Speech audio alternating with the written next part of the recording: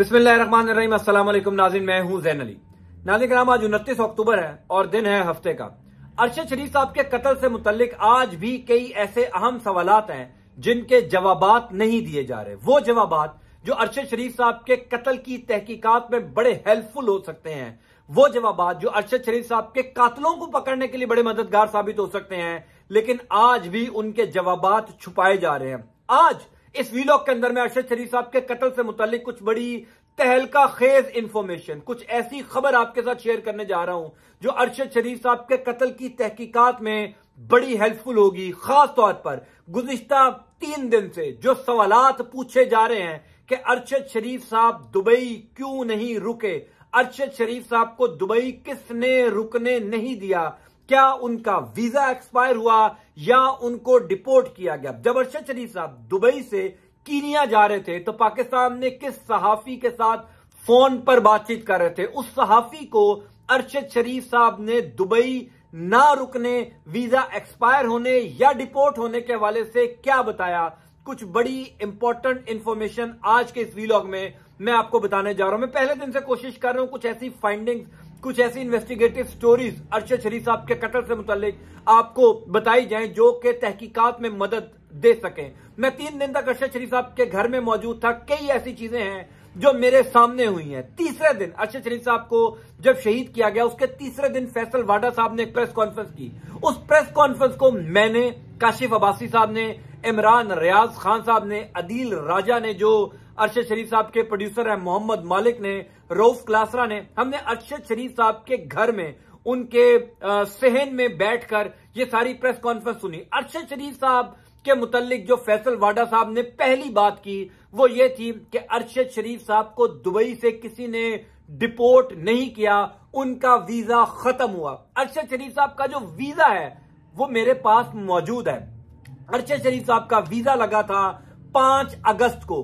5 अगस्त 2022 को अरशद शरीफ साहब का वीजा लगा था और ये वीजा था 3 महीने का। विजिट वीजा जो दुबई का लगता है, यूएई का लगता है, वो नॉर्मली 3 महीने का लगता है। 5 अगस्त, 5 सितंबर, 5 अक्टूबर और 5 नवंबर, यानी अरशद शरीफ साहब का जो वीजा है वो आज के दिन भी वैलिड है। लेकिन अरशद शरीफ साहब को दुबई रुकने नहीं दिया। किसके कहने पर नहीं रुकने दिया? अरशद शरीफ साहब को जब दुबई के हुकाम उनके फ्लैट में मिलने आए तो उन्होंने किस शख्सियत का नाम लिया कि हमें कौन कह रहा है कि आपको दुबई से निकाला जाए, ये भी मैं आपको बताता हूं। जब फैसल वाडा साहब प्रेस कॉन्फ्रेंस कर रहे थे तो काशिफ अब्बासी साहब ने अपने मोबाइल पे जो जियो टीवी लगाकर वो प्रेस कॉन्फ्रेंस हम सुन रहे थे। तमाम लोग, चूंकि उनके घर में तो टीवी चल नहीं सकता था, हम सेन में बैठे थे और प्रेस कॉन्फ्रेंस सुन रहे थे।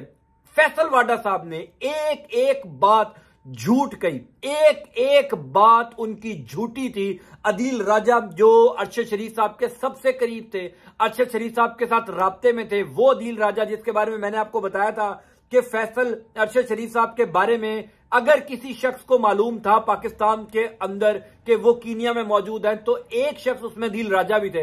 अदील राजा ने यह बताया कि फैसल वाडा की इतने दिन जब अरशद शरीफ साहब दुबई गए और वहां से कीनिया गए, फैसल वाडा की एक दफा भी अरशद शरीफ से बराह रास्त बात नहीं हुई। सिर्फ एक दफा बात हुई थी, वो भी काशिफ अब्बासी के घर में फैसल वाडा साहब आए थे। काशिफ अब्बासी ने अपने फोन पर फैसल वाडा की अरशद शरीफ साहब से फोन पर बातचीत करवाई थी। यानी फैसल वाडा की जो प्रेस कॉन्फ्रेंस थी वो झूठ पर मबनी थी। फैसल वाडा के पास कोई इंफॉर्मेशन नहीं है। उसके बाद एक और प्रेस कॉन्फ्रेंस हुई फैसल वाडा के बाद पाकिस्तान के पाक फौज के तर्जुमान ने प्रेस कॉन्फ्रेंस की, DGISI ने प्रेस कॉन्फ्रेंस की। उन्होंने भी ये बात की कि उनका वीजा एक्सपायर हो गया था। मेरा ख्याल है उनके पास भी इंफॉर्मेशन नहीं थी या इंफॉर्मेशन उन तक सही नहीं पहुंचाई गई।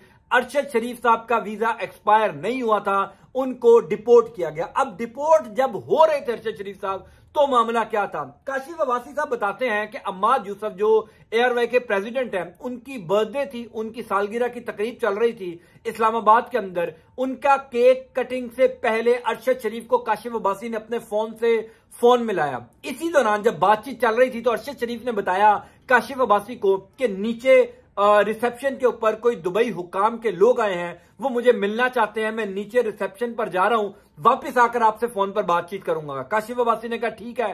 जाओ। अरशद शरीफ साहब 15-20 मिनट बाद वापस आए और काशिफ अब्बासी को दोबारा फोन मिलाया। यह कहा गया अरशद शरीफ साहब की जानिब से काशिफ भाई को कि मुझे डिपोर्ट करने का कहा गया है। दुबई हुक्काम आए थे और उन्होंने बताया कि हमें मालूम है आप यहां पर रुके हुए हैं, आपका वीजा तो वैलिड है, लेकिन हमें प्रेशराइज किया जा रहा है कि आपको 48 घंटे के अंदर डिपोर्ट कर दिया जाए। आपको हम मजबूर हो जाएंगे 48 घंटे बाद, या आपको आपके मुल्क भेज देंगे या आप किसी भी ऐसी कंट्री में चले जाएं जहां पर आप 48 घंटे के अंदर वीजा ले लें। ये एग्जैक्ट स्टोरी है, ये एग्जैक्ट सूरत हाल थी जब अरशद शरीफ साहब दुबई में मौजूद थे। एक शख्स जो अपने होटल में बैठा है, अपने अपार्टमेंट में बैठा है, उसको आकर यह बताया जाए कि आप 48 घंटों में या अपने मुल्क चले जाएं, आपको डिपोर्ट कर दिया जाएगा, या 48 घंटों के अंदर किसी और मुल्क का वीजा ले लें। इसका मतलब यह है कि अरशद शरीफ साहब के पास कीनिया या कोई ऐसा मुल्क जहां पर वीजा फ्री एंट्री थी पाकिस्तान के पासपोर्ट पर, उसके अलावा कोई मुल्क नहीं था। फिर वहीं पर सलमान इकबाल साहब से राब्ता किया गया और सलमान इकबाल साहब ने उनका वकार अहमद और खुर्रम अहमद साहब से राब्ता करवाया और वो वहां से कीनिया चले गए। मामला यह है कि फैसल वाडा साहब ने एक एक बात झूठ की। मैं 3 दिन तक अरशद भाई के घर में मौजूद था, उनके जनाजे पर में भी मौजूद था, उससे 2 दिन पहले भी वहां पर मौजूद था। एक दफा फैसल वाडा साहब ना उनके घर आए हैं उनकी वालदा से ताजियत करने के लिए, ना जनाजे पर आए हैं। और जिस तरह मैं कई ऐसी चीजें हैं जो शायद मैं यहां पर ना बता सकूं क्योंकि मैं उस जगह पर मौजूद था जहां पर बड़ी सेंसिटिव गुफ्तगू की जा रही थी। जब फैसल वाडा साहब ने प्रेस कॉन्फ्रेंस की तो अरशद शरीफ साहब के घर में जो एनवायरनमेंट था, अरशद शरीफ साहब के घर में जो फैसल वाडा साहब की प्रेस कॉन्फ्रेंस पर गमो गुस्सा था, वो मैं आपको शायद ना बता सकूं। मैंने इतना बस आपको बता दिया कि उस महफिल में जितने लोग बैठे हुए थे तमाम लोग ये कह रहे थे कि फैसल वाडा झूठ बोल रहा है, फैसल वाडा को कोई इंफॉर्मेशन नहीं है, ये जानबूझकर अरशद शरीफ साहब की मौत, अरशद शरीफ साहब की शहादत पर सियासत कर रहा है, फैक्ट्स को मिटाने की कोशिश कर रहा है, इन्वेस्टिगेशन का रुख मोड़ने की कोशिश कर रहा है। फैसल वाडा को कोई खबर नहीं है और ना ही इसकी इतनी ज्यादा अरशद शरीफ साहब से कोई बातचीत थी जब भी अरशद शरीफ साहब मुल्क से गए। फैसल वाडा की सारी प्रेस कॉन्फ्रेंस झूठी थी। मुराद सईद साहब जो खुद तहरीक इंसाफ के रहनुमा हैं, तहरीक इंसाफ के बड़े सरगर्म रहनुमा हैं, उनको एक एक चीज पता है।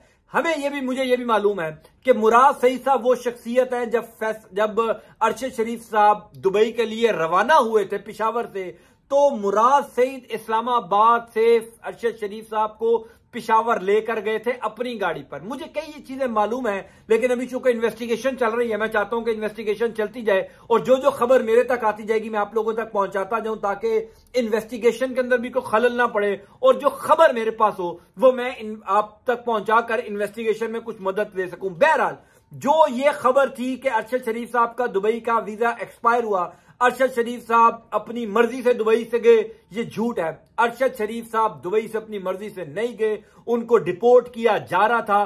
काशिफ अब्बासी साहब मौजूद हैं, उनके वो गवाह हैं, उनको फोन किया, बताई सारी सूरत हाल। मैं इस हवाले से कोई और अपडेट होगी जरूर आपके साथ शेयर करूंगा। अंटिल नेक्स्ट टाइम, अल्लाह हाफिज।